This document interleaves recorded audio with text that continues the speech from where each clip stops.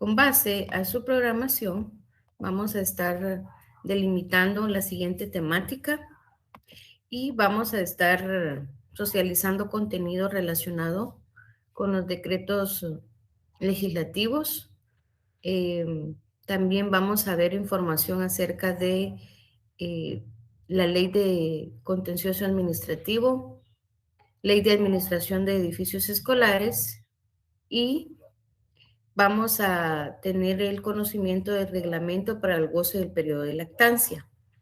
Con base a esta temática, el objetivo que les comparto, repito, es el mismo que ya se encuentra plasmado en el video que ya se encuentra en la plataforma y lo que buscamos con la sesión del día de hoy es incentivarlos a que ustedes como estudiantes puedan iniciar ese proceso de lectura del cuerpo jurídico que se les presenta.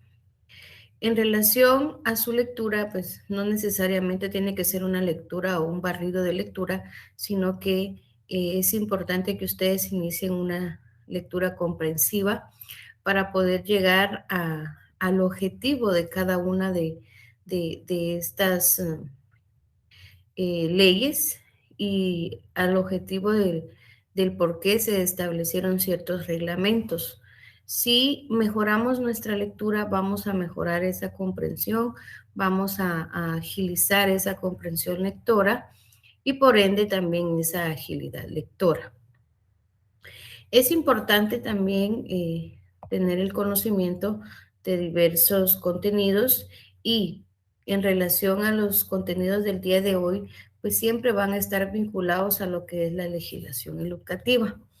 Pero vamos a iniciar de lleno con la temática y en relación a este tema que es el decreto legislativo. Cuando nosotros escuchamos los términos decreto legislativo y decreto ley, es aquí donde ya empezamos con esa confusión, ¿verdad? Es aquí cuando nosotros decimos, pero ¿cuál es el decreto legislativo y cuál es el decreto ley? Primero, es importante ir delimitando este fragmento, ¿verdad? Este tema, decreto legislativo. Lo importante es tener el conocimiento primero que es un decreto para poder ir ligando esos fragmentos literarios y así tener una comprensión mayor.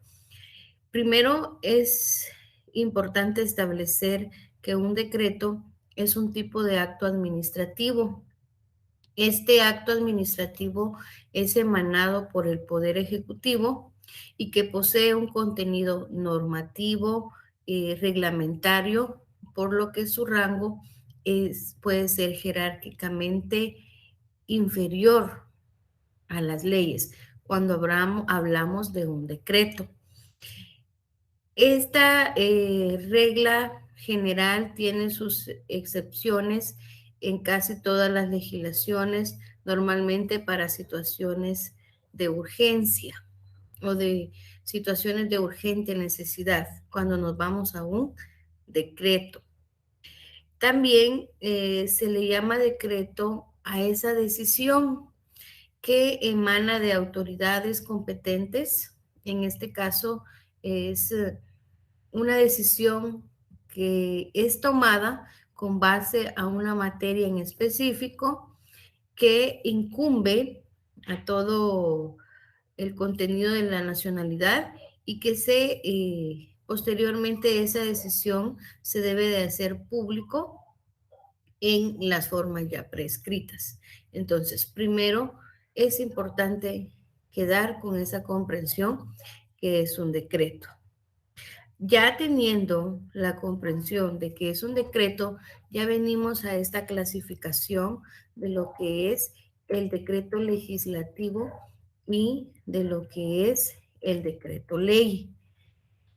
Como todos sabemos que existen, ¿verdad? Esos ciertos conceptos del ámbito jurídico que pueden generar cierta duda y cuando no tenemos ese contacto constante de esos conceptos jurídicos es cuando más se nos dificulta la comprensión Y es por ello que es importante tener la diferencia entre el decreto legislativo y el decreto ley. También es importante tener bien claro cada uno de esos conceptos, cuáles son sus diferencias y cuáles son sus similitudes.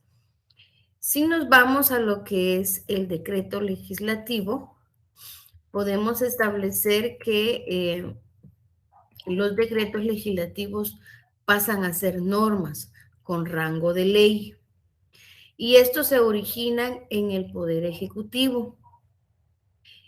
Esta medida viene dictada por el gobierno en virtud de una delegación normativa que puede realizar a su favor esas ratificaciones o esas aceptaciones, ¿verdad? En nuestro caso, los decretos legislativos, pues sabemos de que la Constitución establece un órgano responsable, el único órgano que puede generar estos procesos. En cuanto a esta utilización del decreto legislativo, pues los decretos legislativos se desarrollan en función a que existe una norma sobre una materia en concreto, ¿verdad? Las características principales de un decreto legislativo son en que este es referido en una materia en concreto, en una materia en específico. eh, su realización es limitado en su alcance y en su criterio. ¿Por qué? Porque el decreto legislativo se desliga de las leyes bases o de la ley bases, cuando su objetivo es poder elaborar algún texto articulado. También es de alcance y criterio. ¿Por qué? Porque también el decreto legislativo tiene esa relación con la ley ordinaria cuando ya el objetivo es elaborar textos refundidos. Cuando nos vamos a lo que es un decreto ley, el decreto ley también es una norma con rango de ley, pero esta es dictada por el gobierno para casos urgentes y extraordinarios o de extra necesidad. El decreto ley puede ser provisional, ya que será solamente utilizado en esas circunstancias de necesidad urgente y de manera extraordinaria. Aquí el encargado de dictar el decreto ley es el gobierno y este debe ser ratificado por el Poder Legislativo en un plazo máximo de 30 días. Cuando nos vamos al decreto ley, este no necesita pasar por ese proceso de revisión, de análisis por parte de otros órganos, sino que solo basta con que el gobierno lo dicte y se da. Las necesidades que pueden ser de extrema urgencia, si nosotros nos vamos a la Constitución, ahí no están plasmadas, pero las necesidades que pueden ser de extrema urgencia son aquellas que van surgiendo o que van dificultando el goce pleno del bien común. Entonces, cuando el gobierno dicta un decreto ley, si el órgano responsable de analizar y verificar no está de acuerdo, entonces puede, ¿verdad? Tener ese proceso de ratificación, pero hay plazos que se deben de cumplir.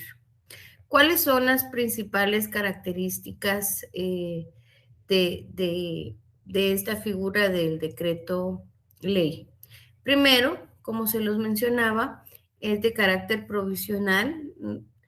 También es utilizado solo en casos de extrema urgencia o de necesidad y estos pueden ser dictados por el gobierno y en algún momento, en alguna temporalidad, pueden tener también una finalidad de vigencia, ¿verdad?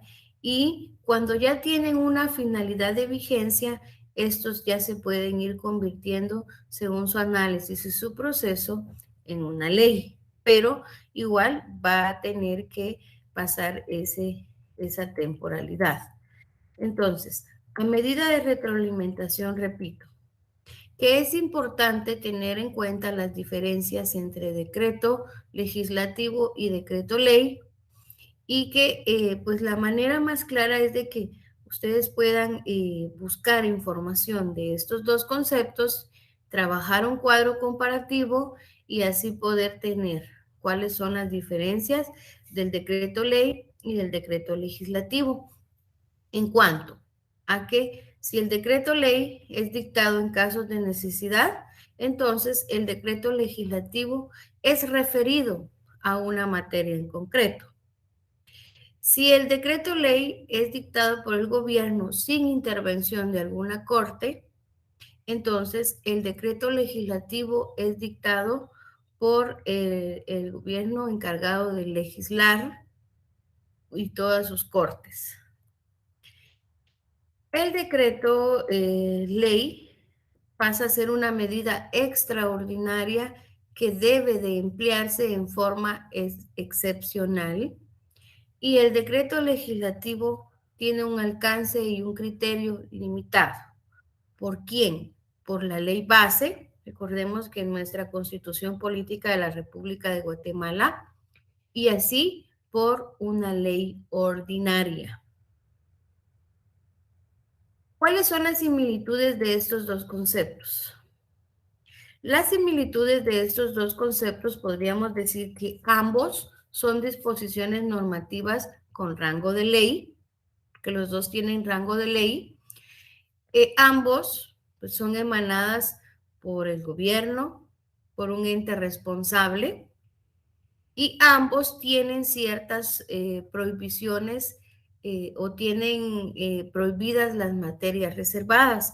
Por ejemplo, hay materias reservadas que no se pueden sobrepasar para poder emitir un decreto ley o un decreto legislativo. Y esas materias reservadas son todas las que están contenidas dentro de nuestra Constitución.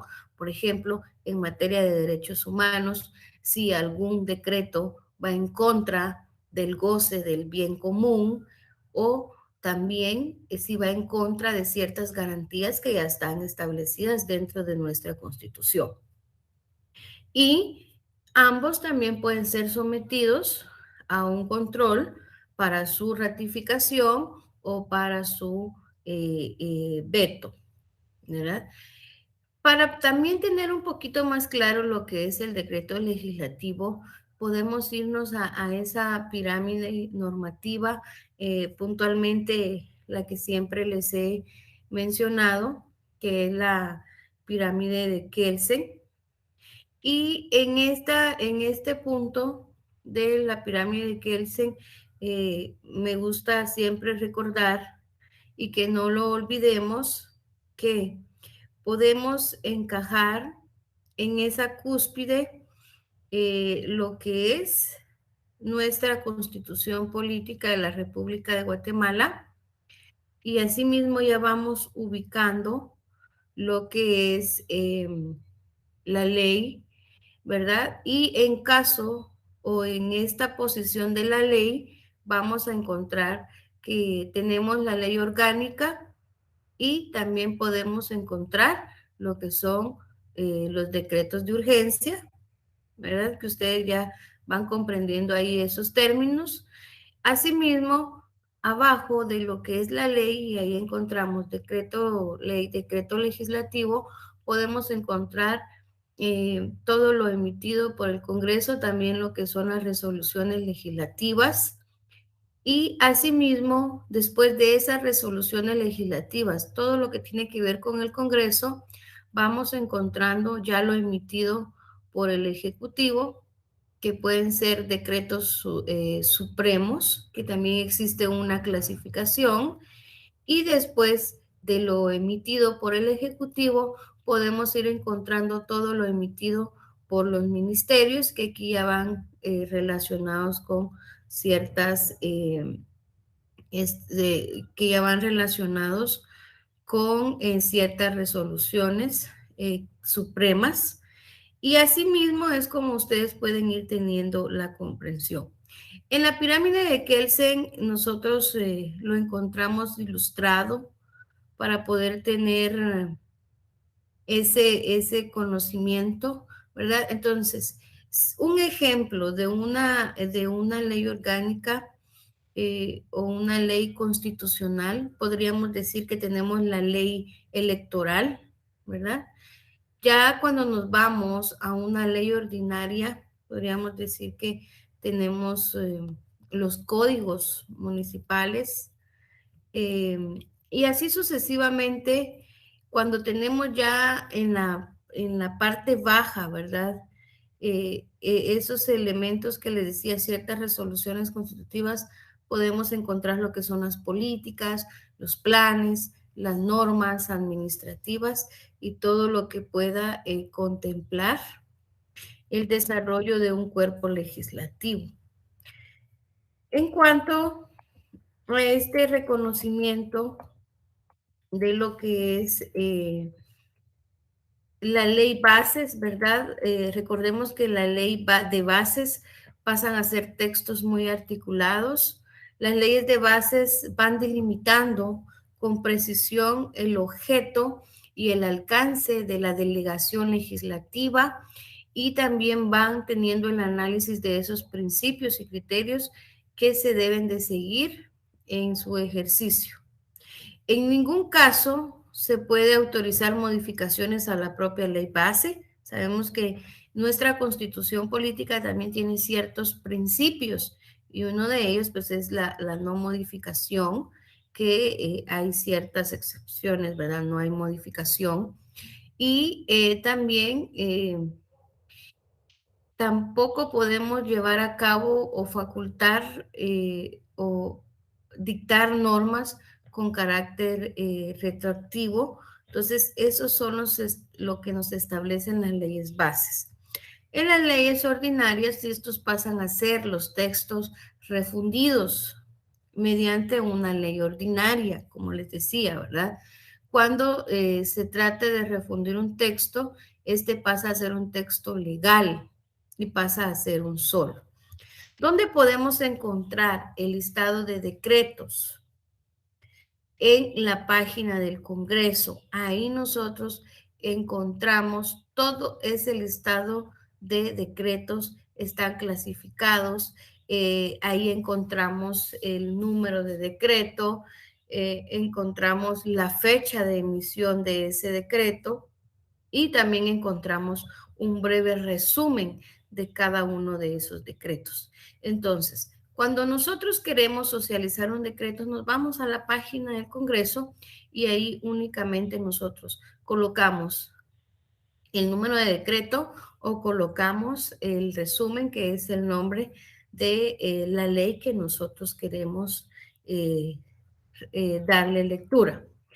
Asimismo, cuando nos vamos a esos casos excluidos o quedan excluidas las reservas a la ley, como les decía, esto lo tomamos también en los decretos leyes, y que cuando hay casos excluidos, pues estos deben ser inmediatamente sometidos a un debate y a una votación en el Congreso por los diputados, y a efecto, pues estos son convocados para una reunión, pero esta reunión, para poder tener esa votación, pues no debe de exceder los 30 días. El Congreso es quien se pronuncia siempre, ¿verdad? En el caso de un decreto ley o un decreto legislativo durante ese plazo. En este punto también es importante establecer que dentro del decreto legislativo también vamos a tener esa relación con el proceso legislativo. Esta temática pues ya la hemos socializado a largos rasgos y pues según la programación cabe la oportunidad de poderla retroalimentar porque este es el proceso, ¿verdad? Que nos permite llevar a cabo ese decreto legislativo. El proceso legislativo es un proceso que se conforma con la creación y con la sanción de la ley. Puntualmente en Guatemala, por mandato constitucional, el Congreso de la República es el único órgano del Estado que puede crear, modificar y derogar las leyes del ordenamiento jurídico del país.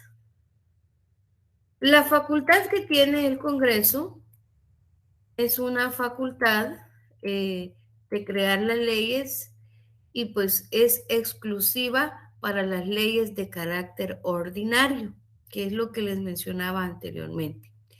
El proceso legislativo pasa a ser ese conjunto de etapas y pasos que la Constitución política establece, pero también se establece en la ley orgánica del legislativo y ahí es donde se señala la forma de cómo se va a llevar a cabo esa formación de una ley.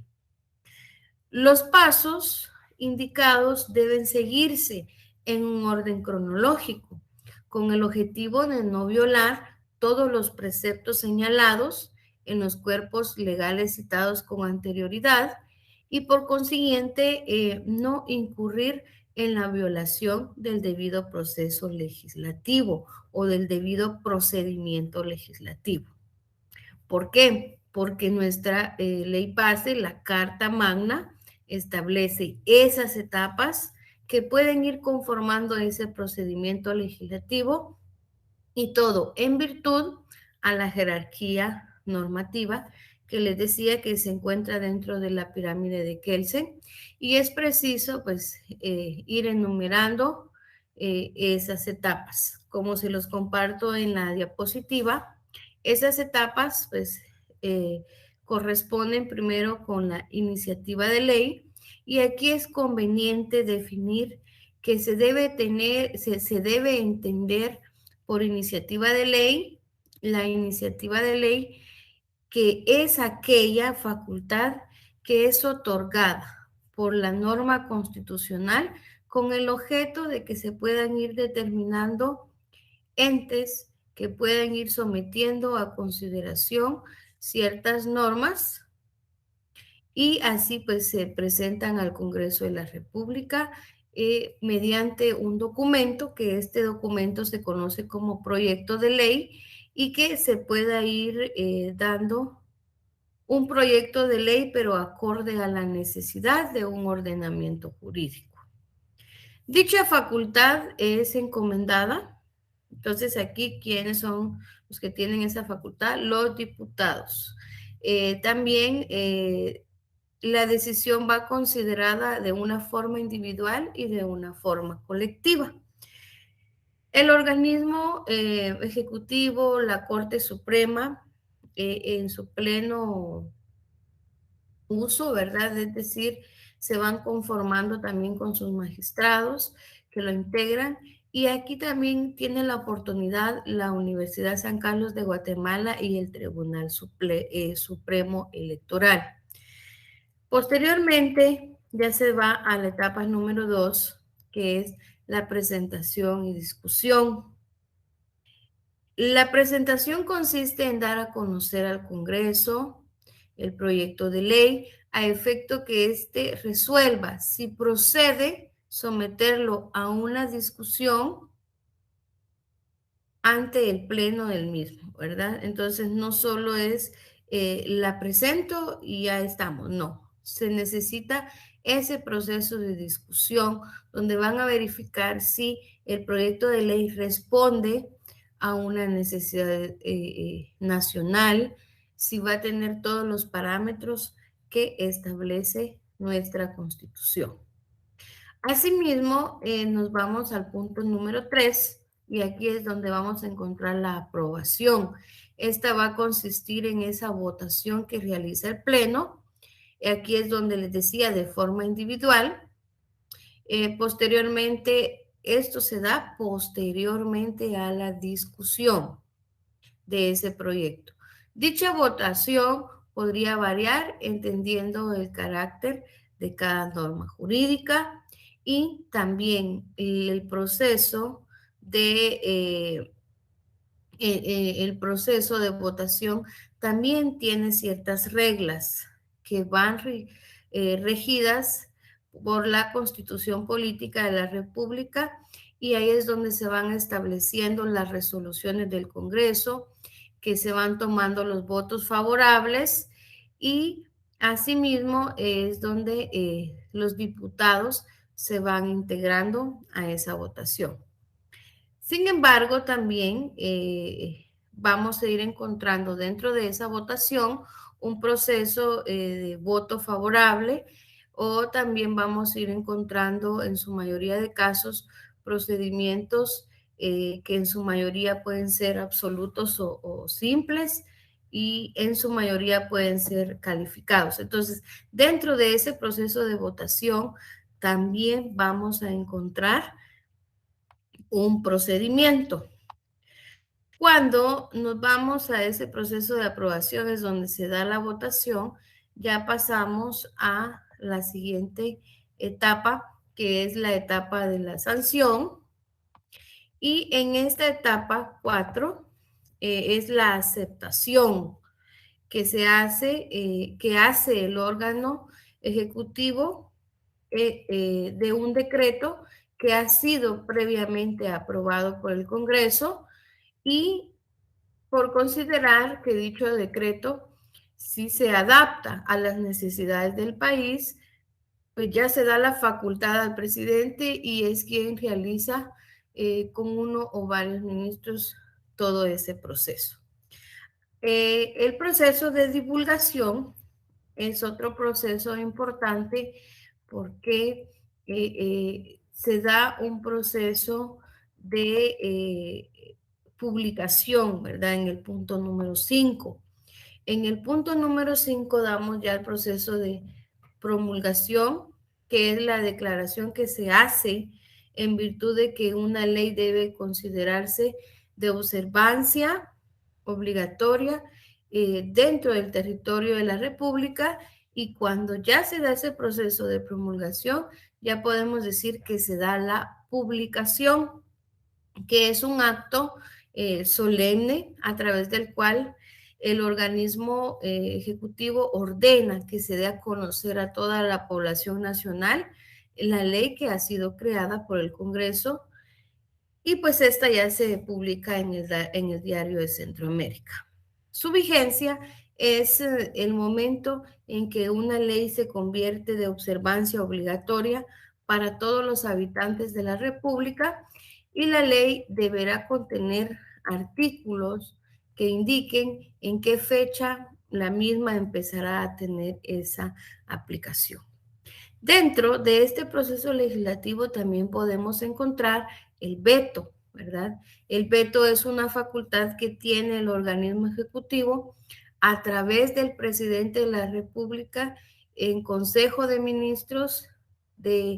Es una facultad que tiene de no sancionar una ley que ha sido aprobada por el Congreso de la República, en virtud que a su juicio considere que la misma no se encuentra conforme a la necesidad del país, y que en este caso deberá volverse a analizar dentro del Congreso de la República para que ésta pueda tener ciertas observaciones. Entonces, el veto deberá ser de forma total, ya que la norma constitucional nuevamente establece la prohibición de un veto parcial.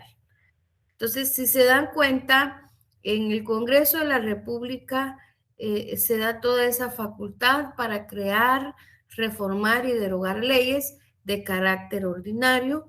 Asimismo, la Constitución Política confiere al Congreso todas las facultades para ir modificando ciertas normas, cuando nosotros ya encontramos que hay normas que tienen ciertas reformas, que hay artículos que tienen ciertas reformas. Entonces, aquí es donde se da ese carácter constitucional, porque ya están ligadas a ese proceso. Entonces, es muy importante saber que el proceso legislativo también, antes de llegar a un proyecto de ley al Congreso, pues también existe un proceso de un proyecto de ley. Este es el proceso donde se da la elaboración del proyecto de ley, se debe definir con precisión lo que se quiere legislar y lo que se quiere plasmar dentro de una disposición jurídica, y también para poder tener la creación de un proyecto de ley necesitamos tener bien claros cuáles son los objetivos a alcanzar con esa nueva ley que se está definiendo, ¿verdad? También debemos de identificar y analizar todas las diferentes actividades que debemos de ir desarrollando para poder tener un proyecto de ley. Para la elaboración de un proyecto de ley también se deben de redactar los artículos con una gran extensa congruencia, y se debe de iniciar un proceso de investigación con base a la necesidad que va a ir a sustentar ese proyecto de ley, así como también tener ciertos elementos técnicos, porque la persona que participa en la elaboración de un proyecto de ley debe auxiliarse por personas técnico-jurídicas, conocedoras de la materia que van a tratar dentro de su proyecto de ley, pues eso va a facilitar el desenvolvimiento y la investigación, que le va a ayudar a descifrar cuál debe ser el objetivo del proyecto de ley, cómo va a ir delimitando esas deficiencias, y asimismo también un proyecto de ley puede estar determinado para legislar o para modificar una ley vigente. Entonces, es también importante tener bien claro que es una nueva ley, puesto que una nueva ley es nueva cuando se legisla sobre aspectos no regulados en el sistema jurídico, o cuando lo que existe es anticuado o inapropiado, podríamos decir, y que resulta necesario derogar lo que ya tiene y normarlo conforme a la realidad actual, ¿verdad? Entonces, todo proyecto de ley o toda nueva ley siempre debe de ir justificada para poder ayudar a que el legislador asimile el por qué, el para qué, ¿verdad? De ese proyecto de ley. Asimismo, para ir avanzando, que creo que ya los aburrí un poquito con este tema, nos vamos a ir a la ley de lo contencioso administrativo. Cuando nos vamos a esta ley, primero centremos nuestra mirada en el número de decreto, ¿verdad? Que es el 119-2000-96, ley de lo contencioso administrativo.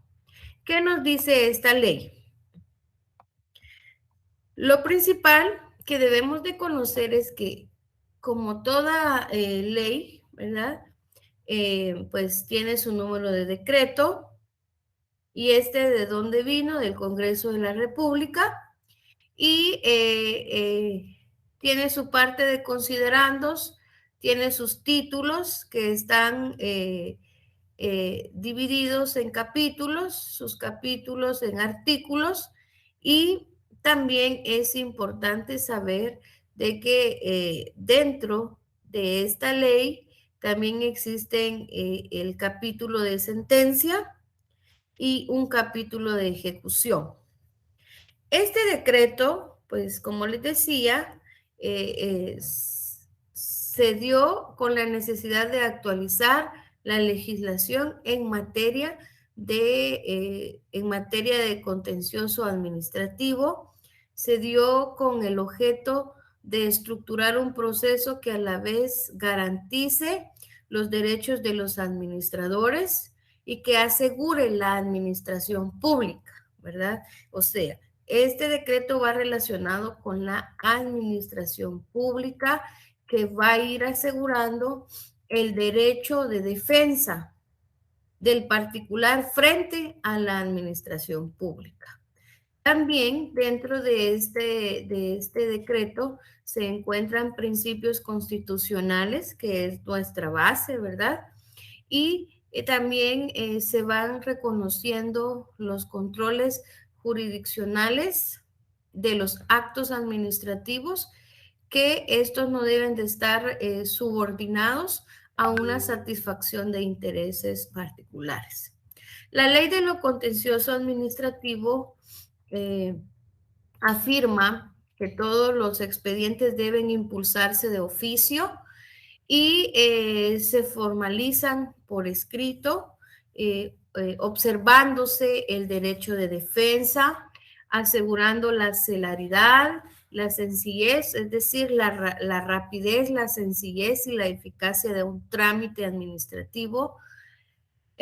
Dentro de este decreto también se establece que la actuación administrativa es gratuita, es de conformidad con la ley, un procedimiento administrativo que está basado en principios que se observan de una forma obligatoria y también está basado en principios que se formalizan por escrito y que en ningún procedimiento se podrá formalizar de una forma oral. Eh, reconoce ese derecho de defensa que equivale a garantizar el debido procedimiento a favor del particular, ¿verdad? Entonces, es un decreto que nos permite establecer cuál es el procedimiento administrativo que se debe seguir. En cuanto a la importancia de esta ley es que siempre va a ir garantizando que todas las organizaciones públicas de Guatemala realicen esos procedimientos de una forma compleja, que de una forma sencilla, que se facilite al particular todos elementos necesarios para poder llevar a cabo ese proceso administrativo. Este elemento, como les decía, se rige también en el pleno goce del derecho de petición, eh, tiene el reconocimiento de etapas de procedimientos administrativos, donde nos dice que todo procedimiento en particular cuenta con sus propias etapas, debido a que los mismos no se encuentran unificados en ningún sistema de organización administrativa. Cada entidad u órgano administrativo tiene sus propias etapas. También nos da a conocer que ese proceso administrativo o ese procedimiento administrativo también va constituido, ¿verdad? Cada uno de ellos, por ejemplo, si nos vamos al procedimiento administrativo a petición de parte, pues aquí van a existir tres formas mediante las cuales se pueden comenzar al procedimiento, ¿verdad? Puede ser petición personal del interesado. Esta petición puede ser por escrito. También puede ser una petición verbal. Y asimismo es como nosotros vamos a ir conociendo todos esos procesos. Entonces les insto a que le podamos dar lectura. La ley de administración de edificios escolares aquí ya va en materia de educación y puntualmente esta ley de administración de edificios escolares en su artículo 1 nos da a conocer cuál es en sí la definición de la administración de la planta física escolar, ¿verdad? Y nos dice que esta administración constituye un componente de la administración escolar, por eso les decía que ya va relacionado con la legislación educativa, puntualmente en el ámbito de educación, y que Esta ley pues nos dice que se debe de llevar a cabo un proceso de planificación, dirección y de control de todas las acciones de uso, de conservación y de reparación, como también de mantenimiento de esos edificios escolares que son propiedad del Estado, así como aquellos que son utilizados para el desarrollo del proceso educativo en el sector oficial. ¿Cuáles son aquellos que son utilizados en el sector oficial? Sabemos que dentro de edificios escolares propiedad del Estado o edificios que están en funcionamiento para un proceso educativo, hay edificios que no pertenecen al Estado. Entonces, estos edificios están en calidad de arrendamiento o en calidad de usufructo o cualquier otra figura legal. Algo muy importante que pues tal vez no se cumple es que hay edificios que están en usufructo, por ejemplo, de 10 o 15 años y dentro del Ministerio de Educación hay los programas de remozamiento, pero en algunos casos estos edificios que están en usufructo no gozan de ese programa de remozamiento por ciertas políticas que se van dando dentro de el Ministerio de Educación. Asimismo, es importante también ir conociendo que con base a esta ley administrativa de edificios escolares, recientemente tuvimos la publicación de una nueva ley, de un nuevo decreto, y este decreto pues es parcial, que es el decreto 2-2022, que es la ley de disposición para la baja de bienes muebles inservibles en los centros educativos públicos. Es una normativa que se fue aprobada según la legislación de urgencia nacional y bajo la dirección de una junta directiva conformada por diputados. Es una ley temporal, aquí ustedes sabrán establecer si es un decreto ley o es un decreto legislativo. Esta ley temporal, también conocida como la ley de chatarización en las escuelas, tiene por objeto ir garantizando la baja de bienes inservibles no usables en desuso por encontrarse en mal estado en los centros educativos públicos, como excepción, y establecer un procedimiento aplicable para la baja. Esta normativa establece que existe un procedimiento para dar baja a estos muebles en desuso, pero también establece que existen una ley conformada por 10 artículos que va a ir estableciendo cuál va a ser esa condición y ejecución o quiénes son los competentes que tienen que agilizar este proceso de baja de bienes. Además, debe ser también la baja de bienes autorizada por una dirección departamental de cada región, es quien autoriza a los directores y subdirectores de los centros educativos a dar baja del inventario de los bienes muebles que se encuentran acumulados en las instalaciones. Entonces, esta ley va a permitir tener la ejecución o el aprovechamiento de una ley de administración de edificios escolares, ¿verdad? Porque la acumulación de muebles en desuso, pues también no deja que se lleve a cabo esa administración total. Asimismo, ya para ir terminando, es importante que como profesionales tengamos el conocimiento de lo que es el reglamento para el periodo de lactancia. Esto no solo compete a la población femenina, sino también es un elemento fundamental que se va a ir estableciendo dentro de un proceso. ¿Por qué? Porque en Guatemala se va garantizando, ¿verdad? Esos derechos de la mujer, y el reglamento para el goce del periodo de lactancia o el goce del periodo de lactancia en materia, ¿verdad?, de lactancia materna. En Guatemala está regulado mediante un reglamento como parte de los derechos laborales de las trabajadoras, y en Guatemala las mujeres embarazadas tienen ese, ese derecho de poder ir mediando sus derechos en cuanto a que también está regido por el Código de Trabajo, y estas regulaciones pues las encontramos ya delimitadas dentro del reglamento. Entonces es importante que le demos lectura. Para no quitar más tiempo, pues hemos llegado al final. Agradezco su fina atención y que Dios quede en cada uno de sus hogares.